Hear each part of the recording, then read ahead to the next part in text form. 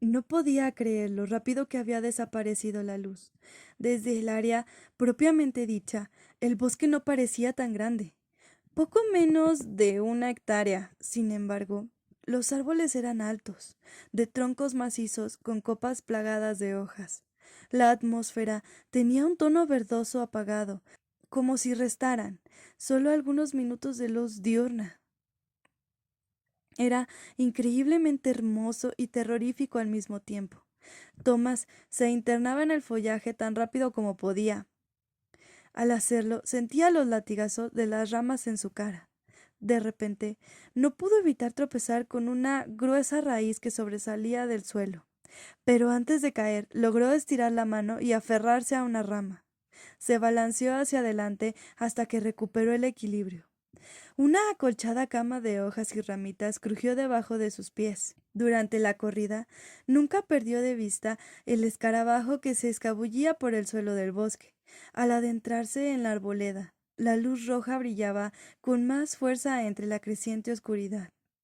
Ya había recorrido unos 12 metros, esquivando obstáculos y perdiendo terreno a cada segundo, cuando el escarabajo saltó a un árbol particularmente alto y trepó por el tronco.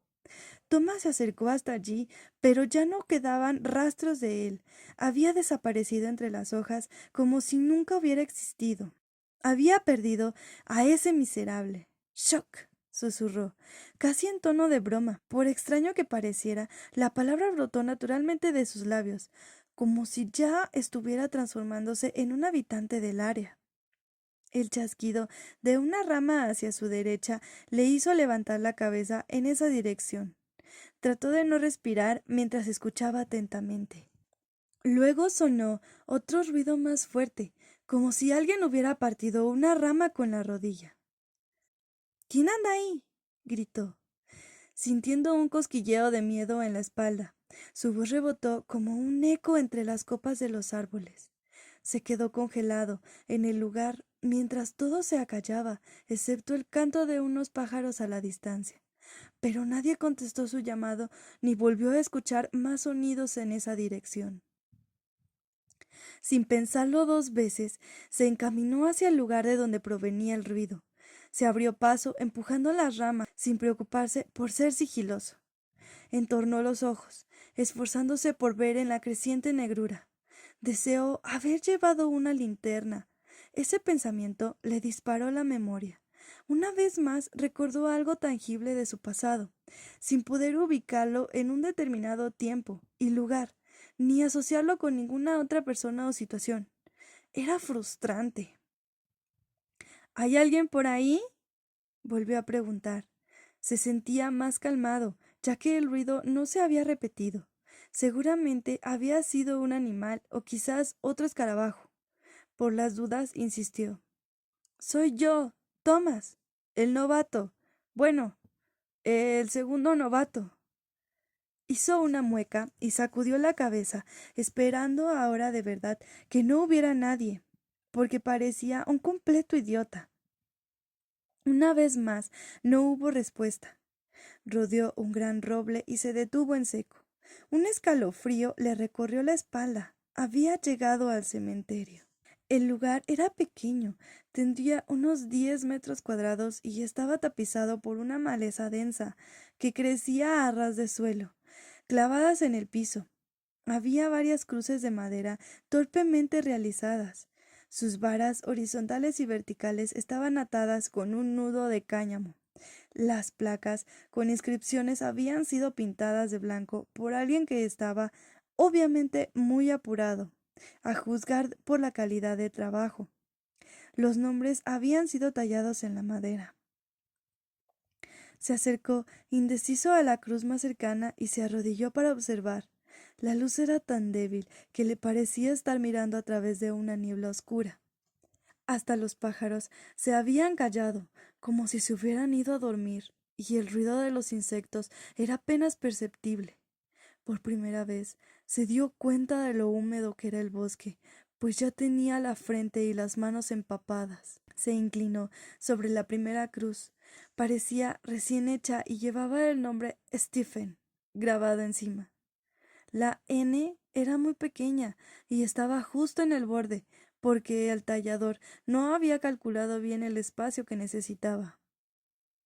Stephen, pensó, sintiendo una tristeza inesperada pero indiferente. ¿Cuál es tu historia? ¿Acaso Chuck te mató con su conversación? Se levantó y caminó hasta la siguiente, que estaba completamente tapada por la hierba, con la tierra firme en la base. Debía pertenecer a uno de los primeros en morir, porque su tumba parecía ser la más vieja de todas. Se llamaba George. Miró a su alrededor y vio que había unas 12 sepulturas más. Un par de ellas lucían tan nuevas como la primera que había examinado. Un centello plateado llamó su atención. Era distinto del escurridizo escarabajo que lo había conducido al bosque, pero igual de raro. Caminó entre las lápidas hasta que llegó a una tumba cubierta por una lámina mugrienta, de plástico o de vidrio. Entrecerró los ojos para contemplar lo que había del otro lado y lanzó un grito ahogado cuando la imagen se hizo nítida. Era una ventana que dejaba ver los restos polvorientos de un cuerpo en descomposición. Completamente espantado, pero atraído por la curiosidad, se inclinó hacia adelante para ver mejor. La sepultura era más pequeña de lo normal, solo contenía la mitad de la persona muerta.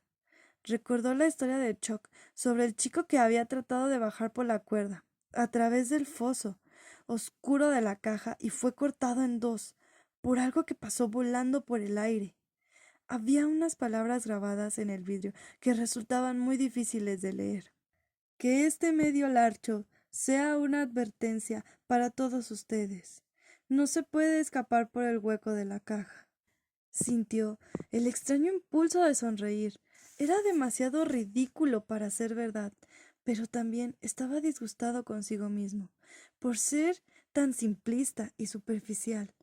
Había dado unos pasos hacia el costado para leer los nombres de otros muertos, cuando una ramita se quebró justo delante de él, detrás de los árboles ubicados al otro lado del cementerio. Luego otro crujido y otro, cada vez más cerca, y la oscuridad era impenetrable.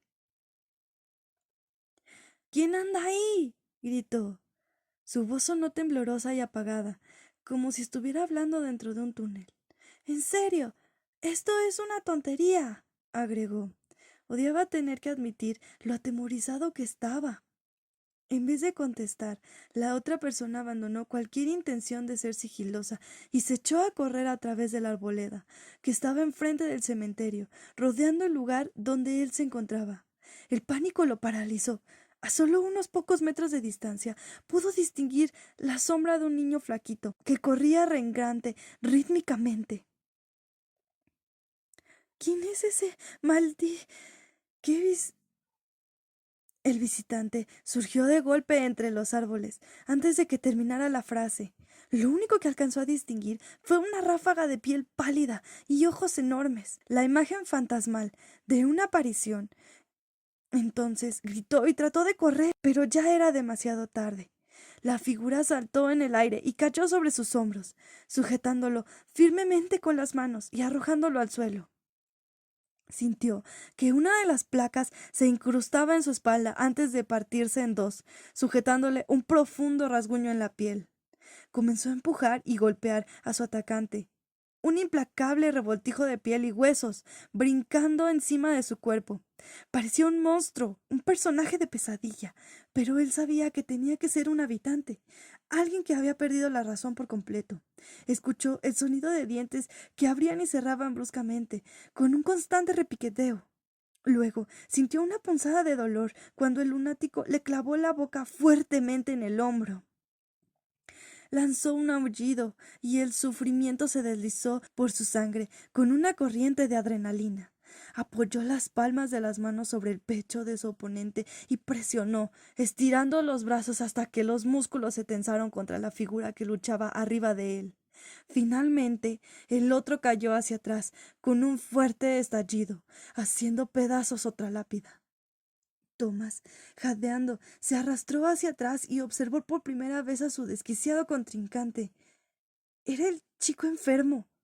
Ben.